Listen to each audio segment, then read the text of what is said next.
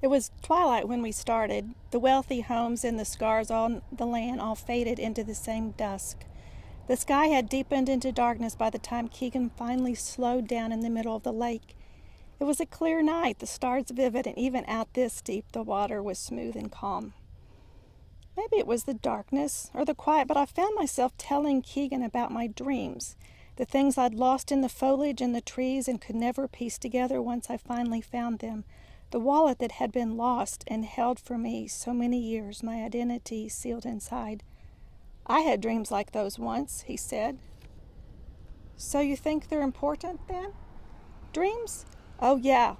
You know, the Iroquois take dreams very seriously. They see them as the secret wishes of the soul, the heart's desire, so to speak.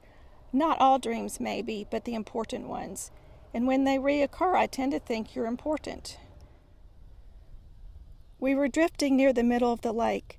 Below the water, the land fell 300, 400, 500 feet deep, a point where even at the height of day no light traveled through to reach the depths. For a second I felt breathless, imagining the vast water below and the vast air above, and myself so small floating in the midst of all that space. I thought about all my dreams of lost spheres falling into pieces. I thought of Rose, revealing her life's dreams in the ruin of the monastery, and of Joseph, his dreams like a net to snare the future. You know, Keegan said, after your father died, I used to take the boat out and float in the water near your house, watching people move around through the lighted rooms inside, hoping for a glimpse of you. You did?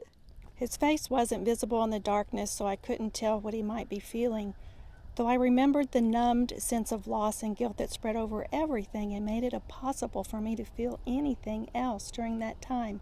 I thought of the letters, Rose writing of that moment before she stole the chalice from the church. That night I was so heartsick I could feel nothing else. Looking back, I'd been that way too, for years and years. Shutting myself off, pressing sadness and loss down beneath my adventurous and busy days, so I wouldn't feel overwhelmed. Now grief engulfed me as if I'd been walking on a thin crust that had formed on its surface and had broken through, falling suddenly and deeply into darkness.